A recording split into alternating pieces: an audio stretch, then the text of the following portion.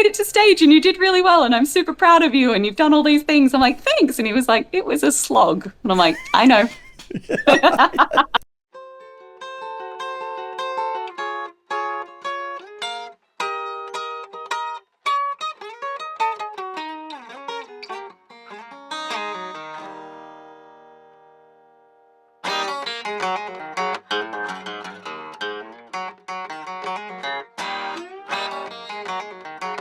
Hey, I'm Ellie Salmon, and I am first and foremost, a personal trainer and online coach. I was an ice skater. I was a professional ice skater for 7 years, and I've now stepped into the world of cosplay, and I love all things music, creative, and anything outside the box makes more sense, I think, to me than like the just standard standard system. When you and I met years ago, and you have always been a different light, like a bright one, but a different light when it comes to just how you present yourself, how your perspective on the world. And when I met you, like you were a gym rat, and I think you were still a coach, like a bodybuilding or at least a fitness coach back then, and you still are now. Yeah, I'd only so when I met you, I'd only just it was like my first year of coaching, I think. I was like just fetus into the fitness industry, like stepping into this world. Yeah. So I knew nothing, and I knew that I didn't know a lot. I just didn't realize how much I didn't know. Right. And I think that's been the coolest evolution out of all of my things, of being able to see how far I've come, the knowledge that I've got, the way that I train my clients, and those kind of things. I think that's really, really cool to reflect on, because I'd only like just stepped into the gym world where I was like, oh, this is cool. And yeah, I was still skating coaching when I met you too. So I'd only just stepped out of, was it 2017, 2018 I was with you. So I was, 2016, I just finished my professional career in skating. And I was so lost. I had no idea what to do. So you met me at like rock bottom, like recreation and redesign of myself. Rock bottom. Well, rock bottom. Welcome to middle of nowhere, British Columbia, Canada. Honestly, and I was there. I'm like, this is an amazing opportunity. And then I got off the plane and I was like, what the is this place? I was like, where am I? Yeah. Oh yeah. I knew nothing. Yeah.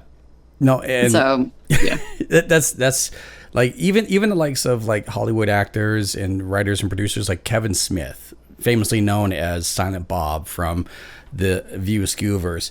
He said, I got off the plane and the first thing I thought was, the fuck is that smell? Yeah. I was actually on this smell that is like ingrained itself like so deep into my psyche. I was just in Atlanta, Georgia last year. I was catching up with some friends of mine, and I stepped off the plane and I went, I've got off at the wrong airport. Yeah. I was like, what the fuck? I was like, I am in Atlanta. Like, I looked at somebody, I had to check this sign that I was like, Atlanta, Georgia. Yes, I am here. And I was there going, nope, definitely not BC, definitely not Prince George. I'm like, really? It's that close? Are we sure? Like, are we sure? Wow. That's incredible. Yeah, I was like, the lumber mill, I was just like, oh my God, this has just brought back like the stagnation too, where it just kind of sits in the city and no breeze has blown it through. You're just like, oh my God, this is a whole different world. Yeah. Oh yeah. No, it's for those who are unaware, British Columbia, Prince George, British Columbia, huge lumber town, pulp mills and all that stuff. It's a very, very recognizable smell. Oh yeah, very distinct smell. It hits you like a 2x4, literally, like just, yeah. Anyway. So, when you and I met initially years ago, like nearly a decade ago, you had just made the transition. Sorry? Like crazy how fast that time has gone. I know. It's absolutely mad. Yeah. You had just made the transition from professional figure skating to fitness and bodybuilding. And like what caused you to make that change? I think I thought it was the natural progression out of like stepping out of something elite and then stepping into something new that also had to have like this straight path into having a new goal, having a new system, having a new something to chase. And it was kind of this thought, and this is like for everybody that goes, oh, bodybuilding is vanity and everything like that. Yes, it is a bit, but it is also like one of the most resilient building and mind altering kind of processes you can go through. But also I just really liked the sparkles and the bikini because that was what I used to wear as a showgirl. And I was like, oh, I can do this. No, you can't. You really need to check yourself.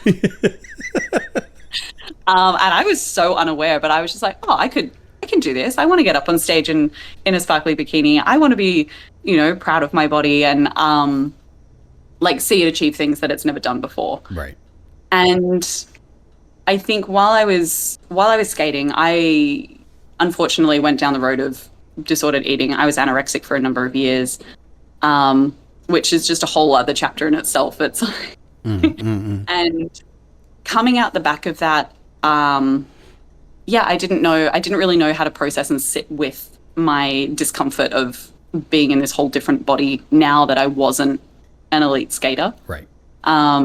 So yeah, I stepped into bodybuilding. I was like, well, the sooner I can understand this, the faster I can understand this and achieve this goal, and then it'll all be okay. Right. No, that's not how it works. Yeah. Sorry, guys.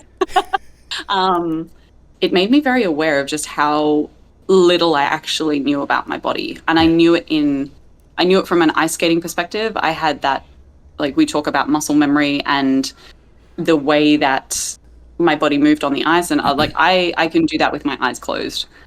But I realized I wasn't actually connected to my body, and it's taken me years to unlearn so many bad habits that I picked up from skating and from other things of like how my body should move and what it's actually capable of, right, as opposed to how it does move and in some respects probably shouldn't bend the way that it does.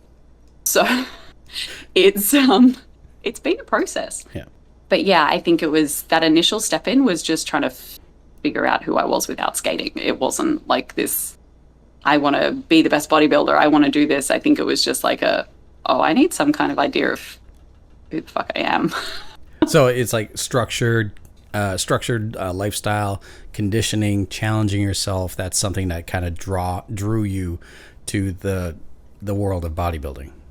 I think it has now. It didn't initially. Okay. I think it's I think the very first time I stepped into it was just understanding processes. I think when I didn't really have structure in skating.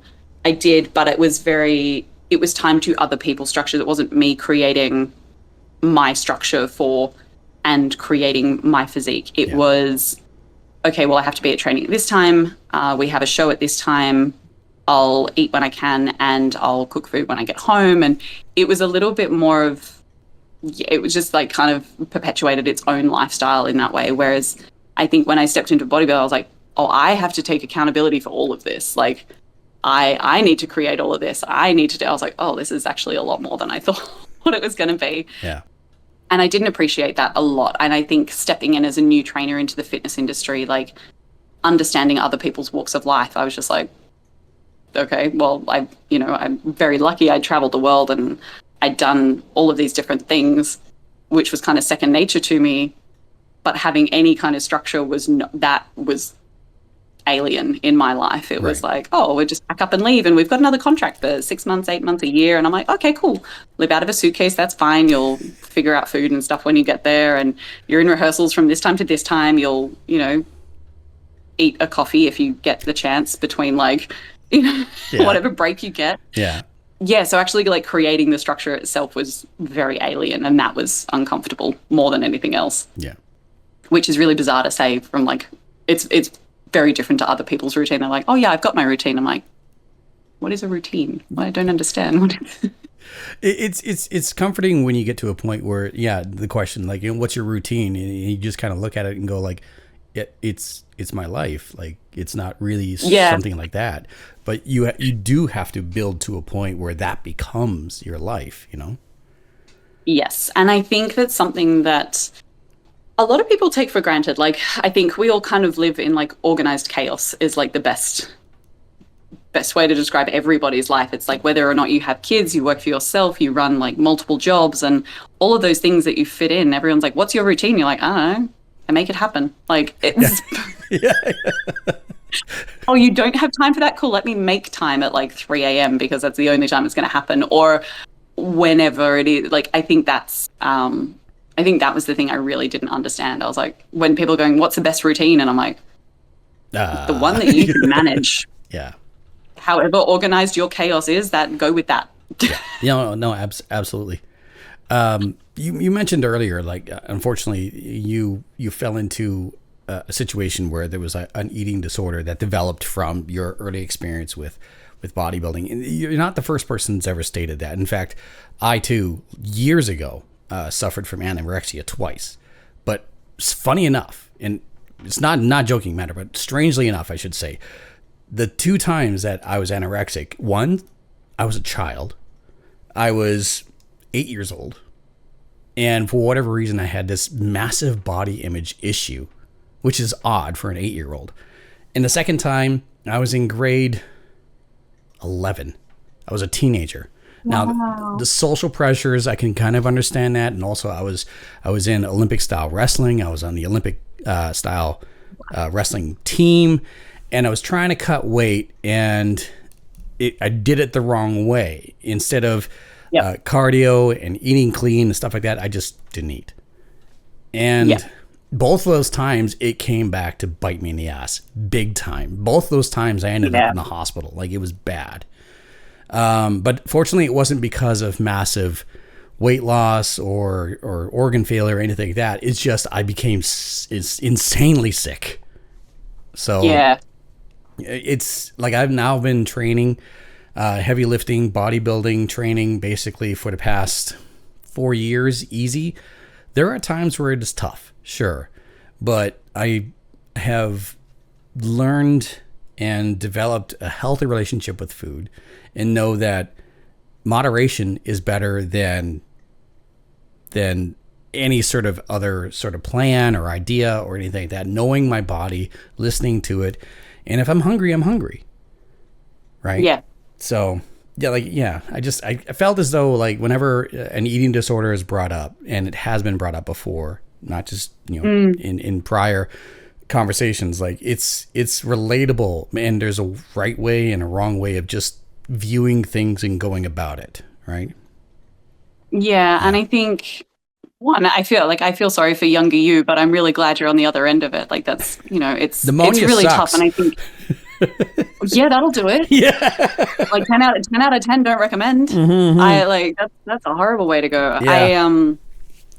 I was very lucky. Like, I didn't have any issues as a kid. And this is where, like, as the typical anorexic of, like, striving for control or striving to understand or fit in or whatever that switch is for a lot of within the anorexic brain. It's it wasn't mine. Mine was the drive to prove people wrong, to be the best showgirl that I could be the best skater I could be the best partner I could have been. And my skating partner at the time, unfortunately, was what's the word I'm looking for? Like, he would affirm it. Like, he'd be like, you make my life so easy, you make my job so easy. It was enabler. Sorry. Enabler. Yeah, I was just going to, Yeah. So he'd enable all of that. Whereas, like, my starting point for my behavior was when it was my very first contract. And I was pulled out in front of the rest of my cast, myself and one other girl. Mm. And we were slightly bigger. And I say slightly by, like, maybe 4 kilos bigger than the other girls, and just how we carried our weight and that kind of stuff. Right. And our producer looked at us and just went, everyone take a look, because this is what I don't want you to look like. And I was 19 at the time. My other friend who also went through this, she was the other girl that went through this with me. I think she was just a tiny bit older. And she somehow just didn't care. Like, she knew she was a beautiful skater. She was powerful. Like, she was just where I just felt like my entire existence had just like ripped out from underneath me. And I was like, everyone's saying something, everyone's thinking about me, no one gave a shit. Right. No one cared. Right. But my drive to prove this woman wrong and to prove my partner wrong and to prove that I could actually step into all of this was a bigger driving force than me looking for control or hating myself at that point. I mean, I did hate myself. There was clearly, because you wouldn't be anorexic if you didn't, in some degree. Yeah. But it opened the doorway for like years down the line. I think it was 2013, 14. My mum saved my life. I was in between contracts and she looked at me and she just went, whatever this shit is, it stops now. And she went, you can either. Yeah. I honestly, everyone is like, there's people that are really scared of my mum. Yeah. Because she cut straight through the bullshit. It's amazing. And I'm so lucky that I've grown up with that. But she went, this shit stops now. You can either, she gave me an ultimatum and she was either, you can eat and continue skating, which she knew, like she took a massive gamble because it was either skating and my entire identity was built around skating and performing. Right. And she went, or you can pack a bag and go to hospital. And I was like, eating is good. I'll eat and continue skating. That's fine. No worries. Yeah. But then on the flip side of that, I didn't have anyone to hold my hand and look after me in the way of like actually gaining weight safely. Right. So then I binged my way out. And I went, well, so I gained 25 kilos in like 5 months, I think less. Like it was, it was a lot. Like I had it to gain. Yeah. But damn, I did a good job in a really, really short amount of time. And I also don't recommend that because that also screws with your gut. So it's like years later and I'm still fixing things. Right. But it did give me, I wouldn't have changed that experience either because it's given me like, I've done both ends. I can call people like in the nicest way possible. I can call people on their bullshit and we can work through like whatever that sticking point is. Yeah. Particularly with my clients where they're like, oh, I just can't have this. And I'm like, no. Okay, there's a story. Let's work on that later. Yeah. But yeah, I was very lucky that I had my mum in my corner. And then later, I think a year later, my coach, actually after I left Canada, I just started with my coach as well when I came home. So, and the poor bastard's been stuck with me for like 7.5 years. So, you know. Well, I mean, he has also met rock bottom. You're stuck with me now. He's seen like some really heavy things. And then he's like, hey, look, we made it to stage and you did really well. And I'm super proud of you. And you've done all these things. I'm like, thanks. And he was like, it was a slog. And I'm like, I know. I give it to you easy. Yeah, I hated every minute of it. Yeah, you're welcome. Yeah, I know, right? Just kept you challenged as a coach. You're good. Life experience. So yeah, I think go ahead. Yeah, life experience is a lot. Yeah. So it's but I think also, and like you said, stepping into actually stepping in and understanding your body and enjoying weight training and feeling strong and actually enjoying your food without punishing yourself later is like the ultimate win out of anything after that. I think you're just kind of like, awesome. Yeah. I am going to go and enjoy my training and I'm going to have a burger later. Yeah. Because I deserve this. And this is not going to come and bite me in the ass because food is fuel. It's just how and what it is you choose. Yeah, absolutely. So you've so it's clear that you have been a fan of the spotlight and training, getting to the stage, which is something I wanted to get to at this point in time. Yeah. Is also transitioned into what I can tell, and forgive me if I'm missing the mark here, but you've stepped into modeling and you've also gone into cosplay, and not just any sort of cosplay. You are a part of a team, and it is. I refuse to try to explain this, and I wanted to try to figure it. I know what I'm looking at. I know what I'm seeing. You think you know what you're looking at. There's a difference. So I got home in the very beginning of 2021, like after the world shut itself. It was like everyone was still on lockdowns. Yeah. Flights were still not flying into Australia. Right. It took me over a year to get home. Like it was a long ass process of getting home Right. from the country that didn't want me because I was living in England at that point. And they're like, you'll be deported. And I was like, fantastic. My visa runs out in like 3 days. And I got on the flight and I got home, and then I had 2 weeks in lockdown, 2 weeks in isolation, which is a wild time, let me tell you. And then I walked out the day before Christmas, which was also super weird because like Australia hadn't really been affected by that point. Right. Like everyone was still out and everything was going, and I was like, I've just come from the UK where we had like death toll notices being pushed across like where I was living. It was like death tolls and all these things and like the fear, and everyone's living in like this horrified state of just can't touch anyone, can't go anywhere, can't do anything. Yeah. Yeah. And so when I got home and everyone's like, la la la la la la, no worries, we're gonna go down the beach, you want to hang out, you want to do that? And I was like, We can do there's this. way too many people, I don't know how to do this. I was like, I've been with like my housemate and occasionally my training partner, if we're lucky. Yeah. Like, Yeah. these are like the two people that I just kind of like circulated around. Yeah. Yeah. And no one else. Yeah. So yeah, that was new.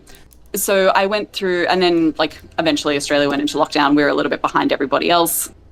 And so it wasn't until like 2022 when things kind of started to open up. My business got back on track. I had to rebuild my business again. That was fun.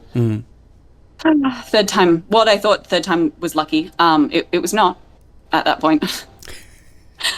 We rebuild and then we start again. The rug gets ripped out from underneath you and you're like, oh, here we go again. Okay. I know this narrative. This is really good. Let me just start again. Sure. I've had practice. Yeah, I've done it before. I'll do it again. Yeah. More practicing. Good. And so I got a message. I did a photo shoot when I got home and I was like, okay, I just need to feel a bit more grounded. So I did a photo shoot with my friend Morgan, and just being in the body that I was in and having zero attachment to anything.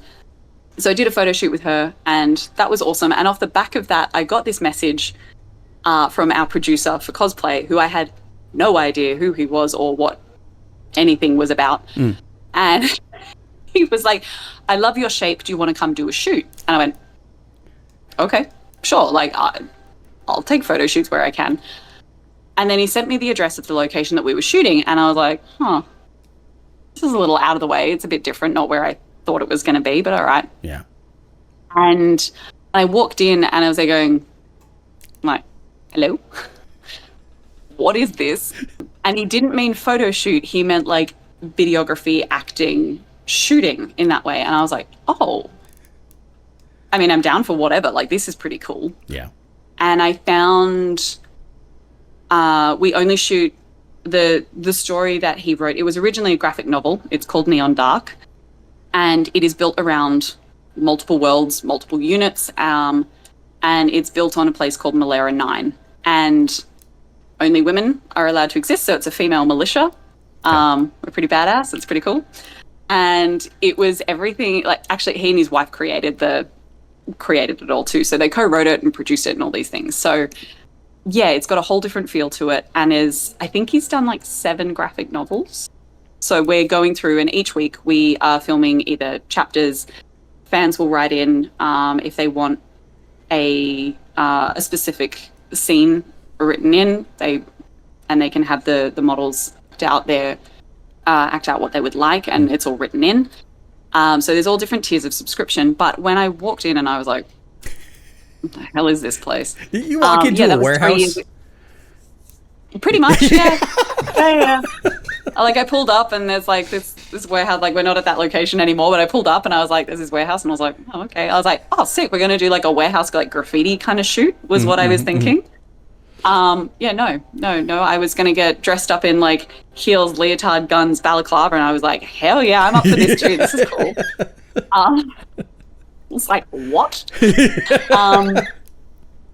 Yeah, super, super cool. But I was there going like, I had no idea. And I think I'd kind of fallen back into I think we go through phases of like feeling uncomfortable in our body too. And like, especially when there's like huge life upheavals, if there's no consistency in your training and your eating and all those kind of things, all the other parts that normally make sense have been stripped away. And so you're kind of left going like, what am I doing? Like, I was there going like, I'm a PT and an online coach with no clients right now because no one could afford anything. I didn't have a gym I could train out of. And I'm like, what the fuck is this? Like, okay, if anyone wants an identity shift, here's how to do it. Like, have everything ripped away again. And you're like, oh, good. All right, no worries.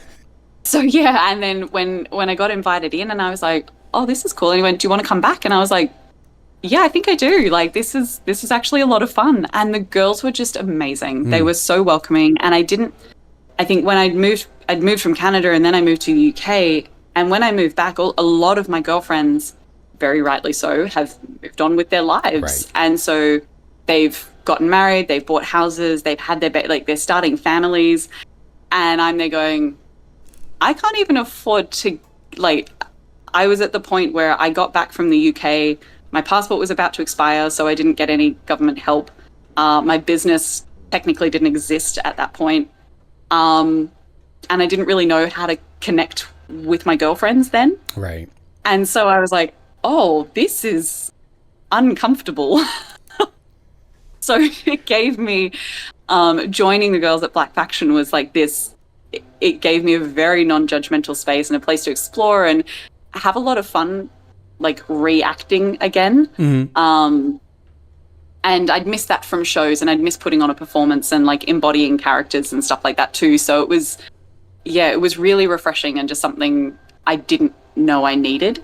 Right. And yeah, now it's there's been only a few Sundays that we film every Sunday. And so I think I've missed maybe like 10 shoots in the last like 3 years kind of thing. So it's, it's a really big part of my life now, which is awesome. But people have some weird misconstrued ideas about it. They look at it and they're like, oh, so it's porn. And I'm like, no. No. It you is really, really missed the mark on that. I was like, it is anything but okay, if that's. So yeah, like have a little bit more of a look into it, and like I mean you can have a look on our Discord too, but we have our Instagram page. I'll send you the link so you can have a bit more of a look and a little bit more of history of like where we came from. So I follow the series. I wanted to get your explanation. Oh, my take on it? Yeah, exactly. Yeah. So because I follow the series, I immediately recognize like this is very much akin to the I think it was like the early 80s heavy metal, the series that was or the magazine that was available, and it continues to run today. In fact, it's been archived online, as well as the first heavy metal movie. Like it's just akin to telling a graphic novel story, but you guys make it live action. And I love the fact that it's interactive and you have a fan base that is supportive, but also like they add their input, not just to feed their own desires, for lack of a better term, but also to try to push a story forward that they find would be intriguing, which is really like the most wild and supportive and creative way of having this like cast that you guys have created, as well as writers and production staff get script ideas. And it's just like I know you're probably not the first group to do this, but how you are able to pull this off, and like you said, the camaraderie and the support that you guys have is one of a kind. And it's just like I said, I just wanted to get your explanation for it because I can't do it justice.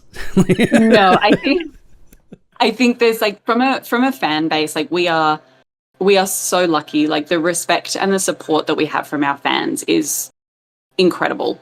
And like they're so welcoming and they want to see, like they fall in love with everybody has their favorites and like their favorite like takedowns and expenditures and all these kind of things. We do all of our own stunts, so there's all of the editing and stuff is actually done by one of our girls there as well, and our producer and creator films everything. My mum helped make some of the costumes as well, which is really cool. So we've really upped the quality, and there's a lot of people that know we're not the first to do it, but we are the longest running and the most successful in that sense of like Patreon and Discord. We are worldwide, and stepping into the Zaco kind of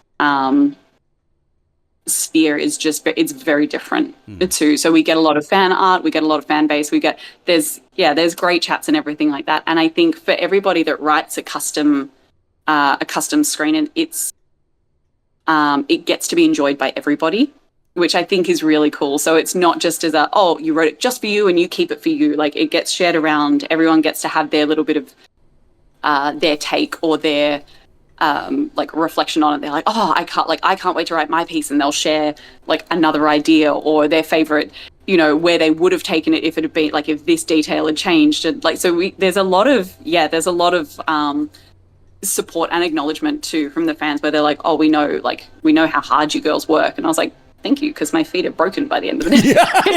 Like, we look good and we're running around in high heels, but I'm like, bro, I almost don't get, someone just give me a foot massage. Like, don't ask that. You will get offers. Oh my God. Yeah. I mistakenly put something up on my story one day, and I was like, oh, I need to turn this off. I need to delete this story. This is not okay. They're like, send me your address. And I was like, oh, no. No, I'm good. Thank you. I did mean that with like a little bit of jest, but also like, oh, I forgot that you guys will take this literally. Yeah, no, exactly.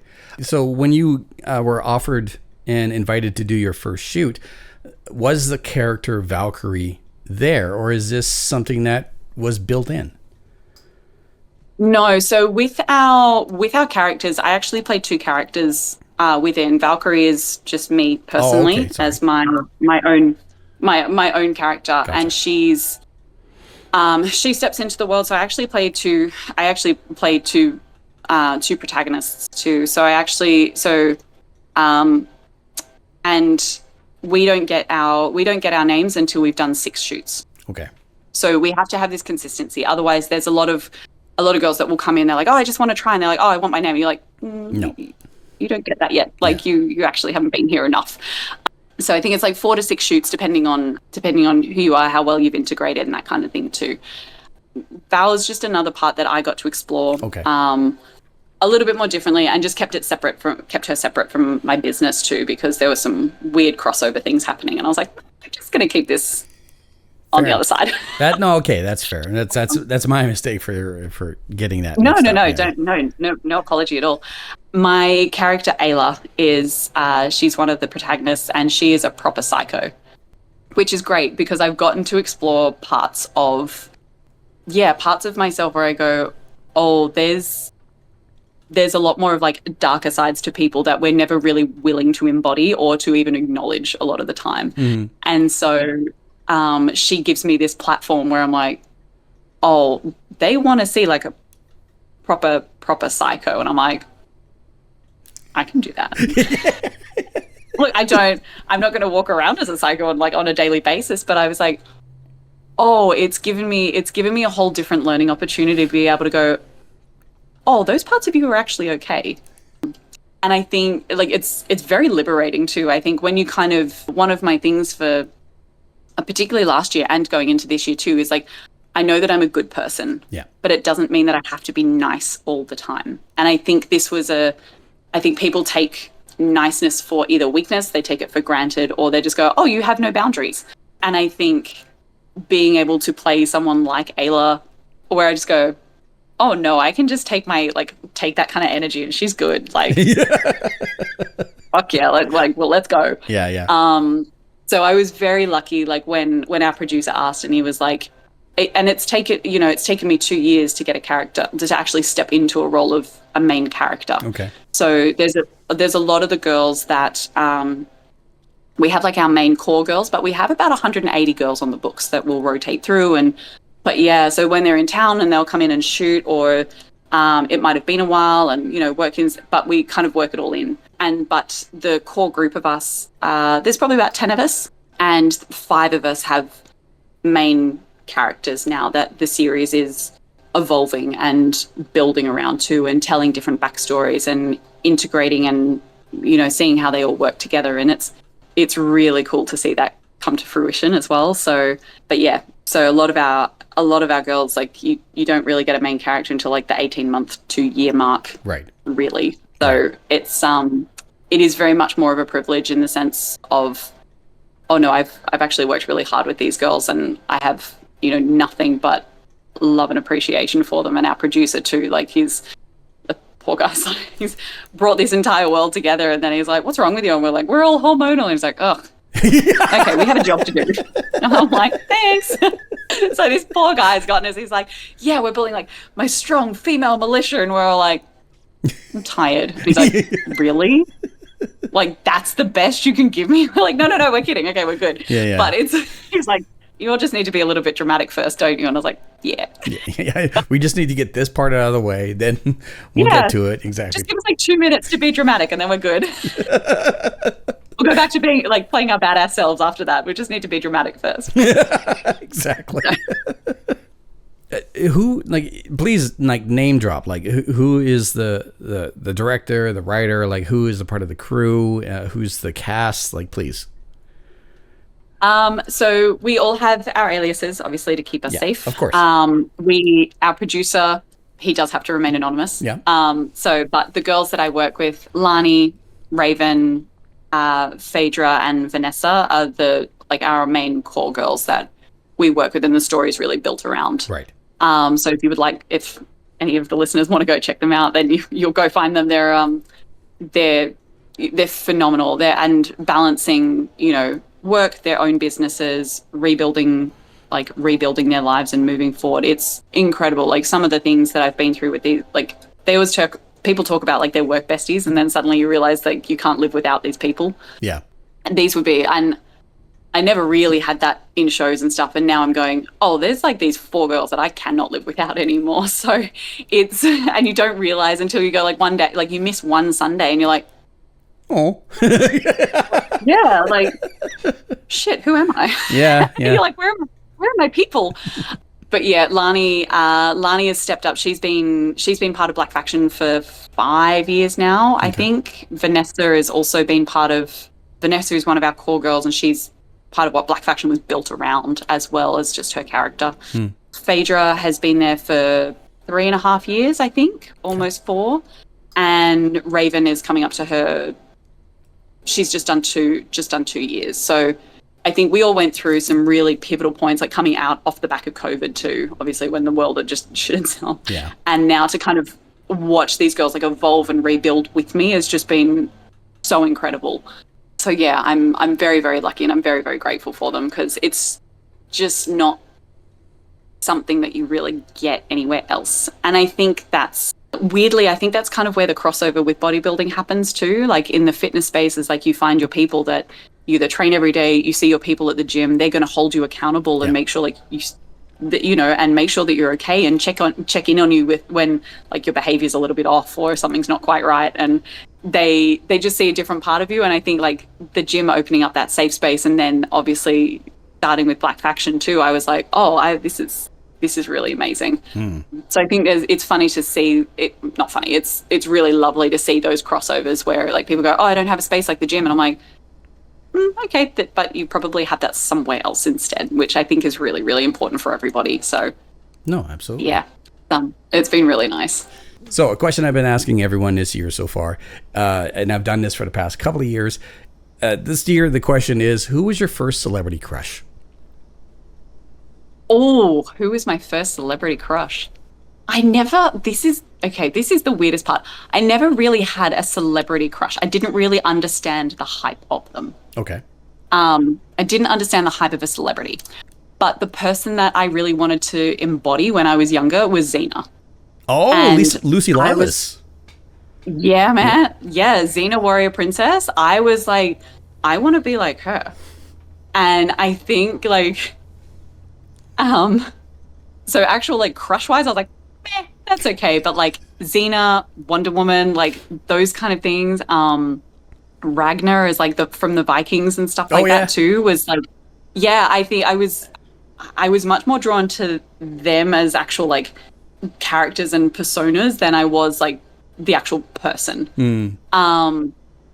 Because I just didn't really understand celebrities at that point. I think I grew up watching stage shows and musicals and skating, and so like seeing skaters achieve some incredible things outside of skating as well was always like a bigger, oh, that's really cool. Or, and I felt at that point, like early 90s, like the boys kind of had like not had it all. I feel like that's a bit of a stretch, but I feel like the opportunity for them was a lot more. So I saw like Michelle Kwan was skating for, I think, the US tour for Aladdin on Ice, and I was like, I want to do that. I was like, I don't care about Olympics. Yeah. I want to go be Jasmine.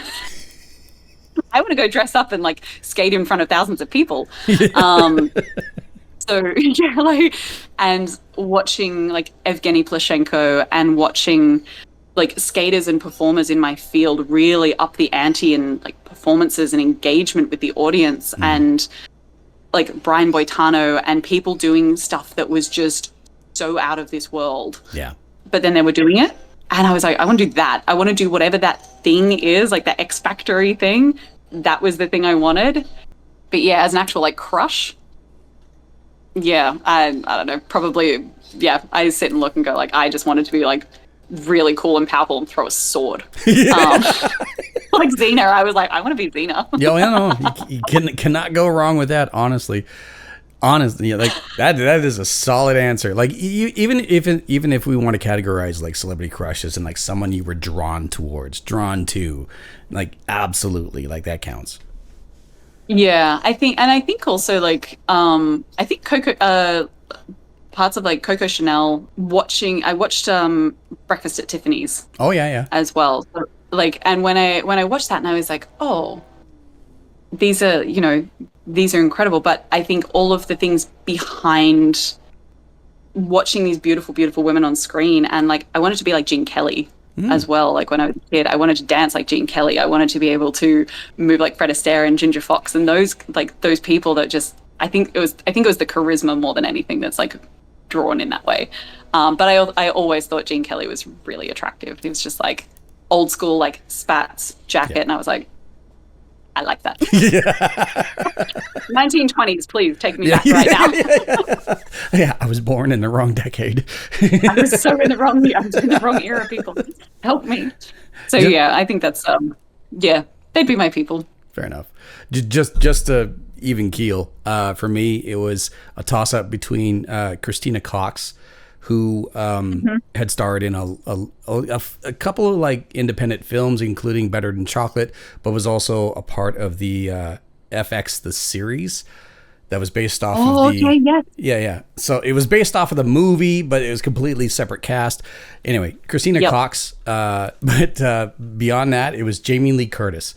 I saw her in Trading Places with Dan Aykroyd and Eddie Murphy. Dan Aykroyd and Eddie Murphy. Yeah, I was like, okay, anyway, I remember watching that movie and looking at my dad going, who's that? I would like one. Exactly. Where can I get one? Yeah. Exactly.